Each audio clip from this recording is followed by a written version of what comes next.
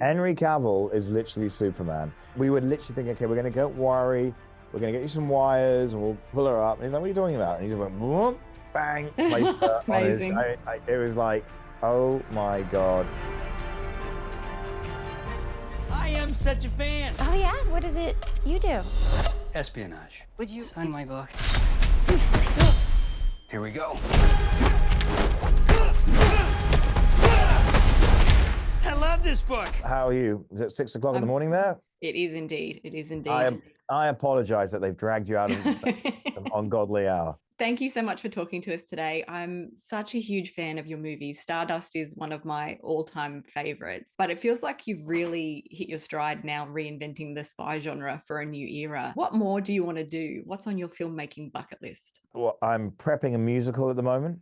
So I've always wanted to try and reinvent. Yeah, no, really. Yeah, seriously. I'm doing a musical. That's amazing. Yeah, it's sort of a little bit crazy. If you can imagine Kick Ass enters the world of The Wizard of Oz, and that's sort of the idea for that. So we're doing that. And then I've always wanted to do an epic sci-fi, but I've never found one. But one day I'd love to play in the world of science fiction as well. Well, a hallmark of the films that you're currently working on, which is so many, how are you balancing actually all these franchises? And you've just introduced Argylle as another franchise, presumably. Not with ease, actually. It's becoming I am actually off to LA after this to discuss what I'm doing with my company, because suddenly we have a lot of IP and things, movies that should be made, but there's only X amount of time in the day that I have. So I do need to build in more of an infrastructure, and we're meeting people because there's some movies that need to be made that I physically can't, and it'd be a shame for them not to be made. A hallmark of your films are these stunning, visually amazing action sequences. Where did the idea for that colourful smokescreen dance fight come from in Argylle? I have no idea. It's my mind works in mysterious ways, and I normally see things that inspire me, and I go, oh, and that goes in my head, and it will pop out. So on this movie, for example, when I was watching a Taylor Swift documentary with my kids, and I saw a cat in a backpack, and I was looking at that going, is nobody else thinking this is really weird and different? And I went, well, I'll definitely use that in a movie. And with the smoke, I think I saw some military footage of a helicopter. They had these unbelievable like smoke grenades for landing, showing where they are, and they're bright colored. And I remember thinking, God, that's so beautiful. In this movie, I wanted to do what I call some feminine action. So there was like, I think, a smoke dance and an ice skating or oil skating, whatever you want to call it, sequence. In a ball gown. And is a way of doing a sequence that a woman is done, is feminine and proud of being a woman, not just doing what I call the Hollywood thing when they just James becomes Jane, or Philippa, and that's the event of the screenwriting. It's just changing the name. So that was one of the goals of this movie. It reminded me of the heads exploding in Kingsman with the beautiful color. Exactly. It's like beauty and violence.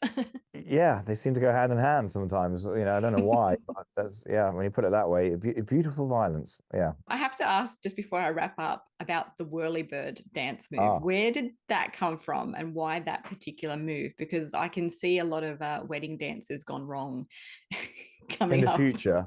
Oh God, yeah. I apologize in advance if that does happen. So the Whirlybird, again, I was trying to start the movie in a way to grab everyone's attention, and everybody think, well, he's finally actually lost his mind. The whole movie was constructed around disco songs. So I was listening to disco, and I was looking at disco films and videos and I saw a move similar to it. And I went, that's interesting. You're not going to forget that. And I can incorporate that move one day into an action sequence. This is going to work. And then on set, the writer was begging me not to do it. Said, this is just ridiculous.